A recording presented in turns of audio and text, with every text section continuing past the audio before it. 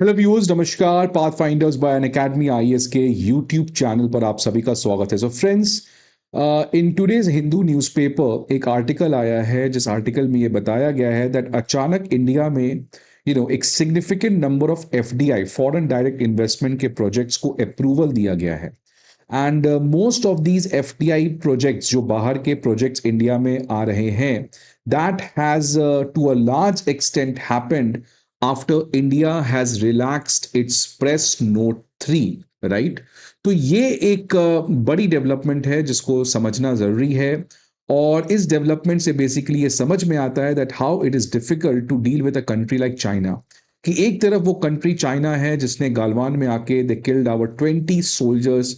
China has always used salami slicing strategies against India, acquiring certain pieces of land, releasing new map जहां पे वो अरुणाचल प्रदेश को illegally south Tibet declare करता है, supporting proxy terrorist countries like Pakistan. But still, you have to deal with Pakistan. In fact, you have to deal with China. In fact, America के लिए भी यही डिलेमा है।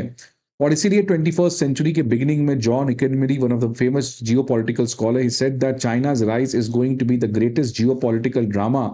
And that is what exactly is happening over here, because there are no easy solutions. So on one hand, you are having the biggest problem with China, but on the other hand, China is too big to ignore. और इसीलिए नीति आयोग और तमाम तरीके की agencies का pressure आया था government के ऊपर कि गवर्नमेंट को चाइना के एफडीआई के लिए रास्ता ओपन करना चाहिए to a certain extent, because at this point of time China is setting on a massive fund. और India, for its Viksit Bharat goal, it has to use the strength of Chinese capital for its own interest, for its own national interest. तो ये पूरा चीज क्या है friends, इसके बारे में आज बात करेंगे। पर देखिए खबर क्या आ रही है पहले, कि पिछले कुछ महीने में जो एफडीआई प्रोजेक्ट इंडिया में आया है, राइट, वो लगभग 4,895 करोड़ का बताया जा रहा है।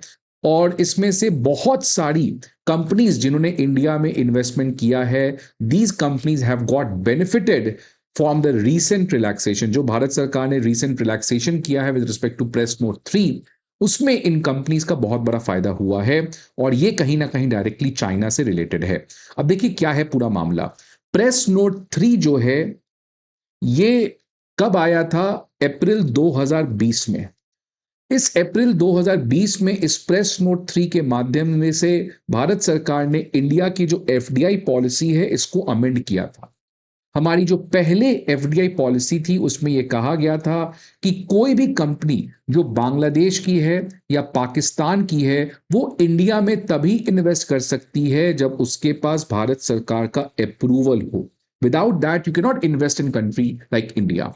लेकिन 2020 में कोविड के समय एक नया स्टेटमेंट रिलीज किया जाता है, प्रेस नोट 3 जिसको कहा जाता है। उसमें यह कहा गया कि ये जो रेस्ट्रिक्शन है कि आपको गवर्नमेंट से अप्रूवल लेना पड़ेगा अगर आपकी कंपनी बांग्लादेश या पाकिस्तान की है, अब इसको एक्सटेंड कर दिया गया और यह कहा कि अब कोई भी company, not only from Bangladesh या पाकिस्तान, कोई भी कंपनी अगर ऐसी किसी भी कंट्री के बिलोंग करती है, किसी भी कंट्री को बिलोंग करती है, द कंट्री जो इंडिया के साथ लैंड बॉर्डर शेयर करता है, तो उन सभी कंपनीज को भारत में इन्वेस्टमेंट करने के पहले गवर्नमेंट का अप्रूवल लेना जरूरी है।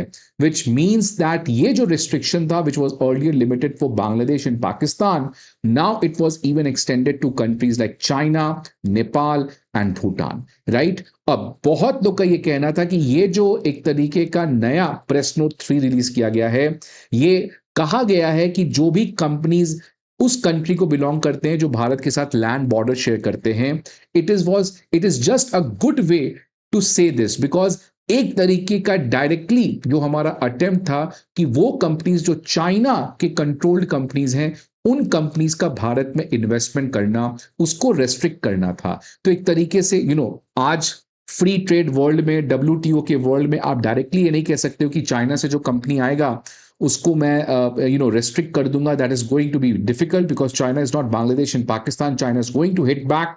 सो समहाउ हमने एक तरीके का इसको बताया कि नहीं नहीं, ये चाइना स्पेसिफिक नहीं है, ये बेसिकली है कि जो भी कंपनीज उस कंट्री के हैं जो इंडिया के साथ लैंड बॉर्डर शेयर करते हैं, उनको गवर्नमेंट का अप्रूवल लेना पड़ेगा। लेकिन कहीं ना कहीं ये पूरी तरीके से चाइना के प्रति टारगेट था। क्यों चाइना के प्रति टारगेट था? बिकॉज गलवान में इंडिया चाइना के बीच में जो तरीके का बॉर्डर क्लैश हुआ था, जिसकी वजह से इंडिया चाइना के रिलेशन अपने लोएस्ट लेवल पे जा चुके थे। और दूसरा रीजन था कि कोविड पैंडेमिक में जब इंडिया के तमाम कंपनीज, और इंडिया की नहीं बहुत सारे और भी कंट्रीज के जो कंपनीज थे, उनकी बहुत बुरी प्रॉब्लम में आ चुकी थी। बिकॉज कोविड के समय एक तरीके का सप्लाई बंद था, डिमांड बंद था। तो जो भी इंडिया की कंपनीज थी, बहुत सारी इंडियन की कंपनीज थी, उनकी जो वैल्यूएशंस थी वो काफी लो हो चुकी थी, वैल्यूएशंस काफी लो हो चुकी थी। और ये चाइना जो आज बहुत बड़े पैसे पे बैठा हुआ है, चाइना के लिए बहुत अट्रैक्टिव ऑप्शन था कि जब आज इंडिया की कंपनी स्ट्रगल कर रही है, उनके वैल्यूएशंस लो हैं, तो क्यों ना ऐसे पोटेंशियल कंपनीज को हॉस्टाइल तरीके से टेक ओवर किया जाए, right? So China was finding a opportunity amidst this entire crisis. तो इन दोनों चीज की वजह से इंडिया ने ये प्रेस नोट 3 रिलीज करके किया। लेकिन अब इस साल मार्च 2026 में गवर्नमेंट ने प्रेस नोट 3 के रेस्ट्रिक्शंस को रिलैक्स किया, बिकॉज ऑब्वियसली गवर्नमेंट पे प्रेशर आ रहा था, बिकॉज इस रेस्ट्रिक्शन की वजह से India was denying the luxury of getting this huge capital जो आने को रेडी था। और अब यह कहा गया कि कोई भी कंपनी इन कोई भी कंट्री से बिलोंग करती है, अगर उस कंपनी में 10% स्टेक से कम है उस कंट्री का जो इंडिया के साथ लैंड बॉर्डर शेयर करता है, तो उसको गवर्नमेंट की अप्रूवल लेने की जरूरत नहीं है। Which means now what, let's say this is India. अब मान लो ये कोई कंपनी है चाइना में, राइट, या ये कोई कंपनी है मान लो सिंगापुर में।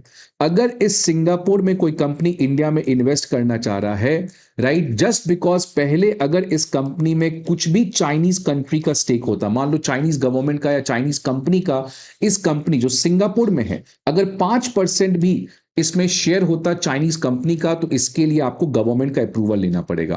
विच मीन्स एनी इन्वेस्टमेंट, जो पहले था any investment coming from any company, जिस कंपनी में कहीं ना कहीं उस कंट्री का स्टेक है जो कंट्री भारत के साथ लैंड बाउंड्री शेयर करती है, विच मींस वर्ल्ड की कोई भी कंपनी अगर वो किसी ना किसी तरीके से चाइना, पाकिस्तान, बांग्लादेश, नेपाल, भूटान, इन कंट्रीज के कुछ हद तक इन्फ्लुएंस में है, वो चाहे 5% स्टेक हो, 10% स्टेक हो या 50% स्टेक हो, तो गवर्नमेंट अप्रूवल लेना पड़ेगा, जिसकी वजह से बहुत कम्बरसम था, मुश्किल था इंडिया में इन्वेस्ट करना। अब यह कहा गया है कि अगर कोई भी कंपनी, लेट्स से सिंगापुर में जो कंपनी है, अगर इस कंपनी में किसी चाइनीज कंपनी का स्टेक है, शेयर है, लेकिन अगर वो 10% से कम है, 9% है, 8% है, विच मींस मेजॉरिटी किसी सिंगापोरियन के पास है या नॉन चाइनीज के पास है, तो वैसे केस में आपको गवर्नमेंट की अप्रूवल नहीं लेनी पड़ेगी। तो अगर आपकी एंटिटी का जो स्टेक है वो 10% से कम, अगर आपके एंटिटी में ऐसे कोई भी कंट्री जो भारत के साथ लैंड बाउंड्री शेयर करते हैं,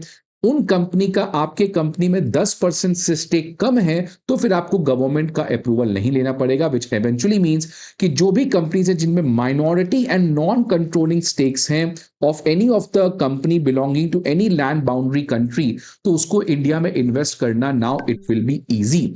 अब इसके थ्रू ऑब्वियसली एफडीआई इन्वेस्टमेंट जो है, जो कई समय से आना चाह रहा था, now it started to come. और अब जो डेटा आया है ये क्लियरली बताता है कि इसका बेनिफिट कहीं ना कहीं होते हुए दिख रहा है। मिनिस्ट्री ऑफ कॉमर्स इंडस्ट्री ने कहा कि लगभग 29 एफडीआई प्रोजेक्ट्स वर्थ अराउंड लगभग 5,000 crore has been reported to its under its revise framework. और ये जो इन्वेस्टमेंट आया है आईटी सेक्टर में, एआई सेक्टर में, इंफॉर्मेशन एंड कम्युनिकेशन में, मैन्युफैक्चरिंग में, फार्मास्यूटिकल्स में, डाटा सेंटर्स में, ट्रांसपोर्ट सर्विसेज में और बाकी सेक्टर्स में भी आते हुए दिखा है।